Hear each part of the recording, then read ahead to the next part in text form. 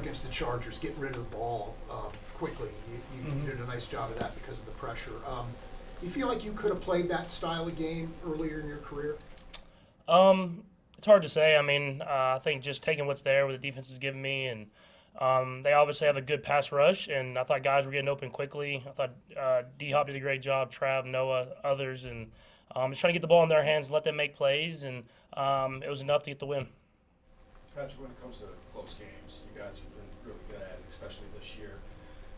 I don't know if it's like what's the secret or whatever, but you know, a lot of fans when they watch the games, they get a little nervous watching it. But for you, how do you stay so poised and calm in those moments? And what's your message to fans who watch these nervous games? Yeah, I mean, I think when I'm not on the field, I'm nervous as well. So I mean, I've total confidence in our defense and everything like that. But it's just when it's out of your hands, it's hard to not be a little bit nervous. But I think in the moment when I get opportunities, I just try to execute the game plan, execute the play that's in front of me.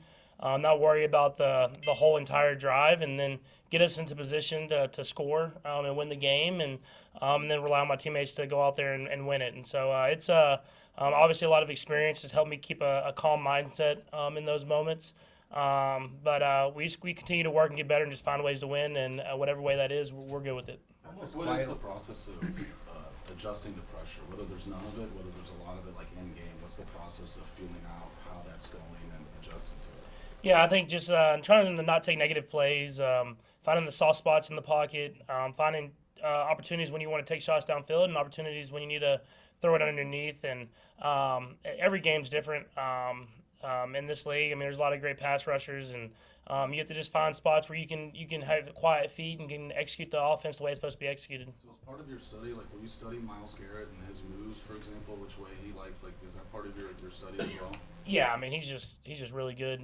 So it's he's pretty much good at everything. So just finding ways to get the ball in my hands whenever when he's rushing, and then whenever we need to take shots down the field, just having extra ways to manipulate his pass rush, or have help with other two people blocking him and stuff like that. But they have a good defensive team. I mean, they have a good football team in general, but especially their defense, and it'll be a great challenge for us, and we have to go out there and play our best football to win. Almost quietly here, Xavier's had a nice few weeks. What have you sensed has been the difference for his production and his fantasy? Yeah, I mean he's getting better and better. I think he's just playing with such more confidence. I think it really started in Buffalo, and it's kind of kept getting bigger and bigger as we kind of went throughout the rest of this year. I think as like we said, as we're trading those deep passes and really show off his skill doing that. He's getting open, so just trying to hit him on some of those. But he's showing his versatility and how he's able to work underneath, catch the ball, get yards after catch, and stuff like that. And I think he's going to continue to get better and better, which is going to help us going into the postseason. Patrick, obviously you're focused entirely on just this game, but in any way do you have to start mentally preparing for a stretch of 3 games in such a short span? Have you ever encountered anything like that before? No, I haven't in football. I mean, all you can do is focus on the game. At the practice that you had that day, I try to prepare my body all year long for this stretch. That's tailoring my workouts, it's tailoring how you practice and you prepare. And the coaches do a great job of taking care of us with the practice field. I mean, we practice hard as anybody, but they know how to kind of dial it back when we need it. And I think Coach Reed has a great plan going into it, so I'll follow that and focus on this opponent. And then as we go into another short week next week, and then one after that, I'll focus on those opponents then. What was it like when you first saw the schedule come out to see kind of this little layout here? Yeah, I mean, it's not like a good feeling. I mean, I'm excited to play on Christmas, to hopefully get back from what we did last year. But you never want to play this many amount of games in this short of time. It's just not great for your body. But at the end of the day, it's your job, your profession. You have to come to work and do it. When you go back and look at some of the pressures and hits that you've taken this year, there's lots of reasons for them happening. How many times have you looked and said, listen, maybe I should have done something different. I should have gotten rid of the ball quicker? Because a lot of people just like, oh, this is blame the line or whatever. How often is it something maybe you yourself?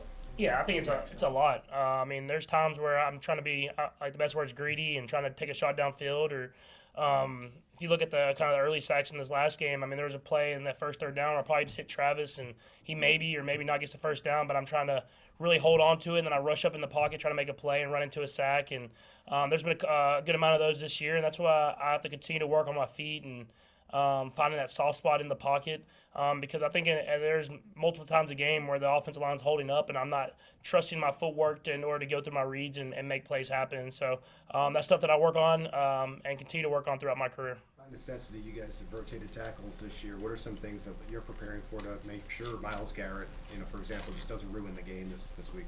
Yeah, I think you have to prepare for it as an entire offense. You have to give him different looks. You can't let him just pass rush over and over again. I mean, he won Defensive Player of the Year for a reason, man. He's going to win a lot of those matchups, and so we'll throw him change-ups. We'll throw him different pitches that he can hopefully keep his mind racing. But at the end of the day, he's going to make plays happen. And when he starts to win reps or win certain plays, you have to not make him negative plays, get rid of the football, even if that's throwing it away, and live to play another play. You guys are facing a team that's out of playoff contention, but it looks like they're still fighting hard. They've beaten a couple of really good teams this year. Defensively, besides Garrett, what else are their best parts? Yeah, they have a lot of great players, I think. I mean, you look at the cornerback position and Denzel Ward. I mean, the linebacker position, they're flying around. Safeties, same as well. And then obviously the defensive line. And then Coach Shorts does a great job of mixing up coverages, bringing pressure when it's necessary, and then dropping into zone and man coverage when it's necessary. And so it's a really good team. I mean, they were last year. They have a lot of same players from last year's defense that was like #1 in the league. So it's a great team with a lot of pride that's going to come in playing hard, especially at home. And we understand it's going to be a great challenge. We're going to play our best football to win. Patrick, how much pride do you take in what you guys have been able to do on third down this year, and how do you identify the reasons for the success you've had? Yeah, I think just having a good game plan, guys making plays happen in big moments. I think you've seen that in third down and then end of halves and end of games. Is we guys have executed at a high level. It's just about having that same type of execution throughout the entire game, not just third down, not just into halves, but in the red zone and in the field as well. And I think that's where we're trying to get to, and we have to continue to work to get there. Nick, Patrick, when you're going through the week with the offensive line on protections and film and that type of stuff, what's kind of that process like throughout the week without giving away exactly? Yeah, no, we obviously meet through our protection plan meetings throughout the week, and then I have separate meetings with some other offensive linemen, and we talk through just kind of what they're thinking, what they're feeling, and then at the end of the day, we have to go out there and do it. And I think that there's been a lot of great moments. There's been moments that we want back, but that's everybody. That's not just them. That's me. That's every receivers, whoever it is. It's a full group thing, and I think we're trending in the right direction. We just have to keep pushing to get there. Thanks, Patrick.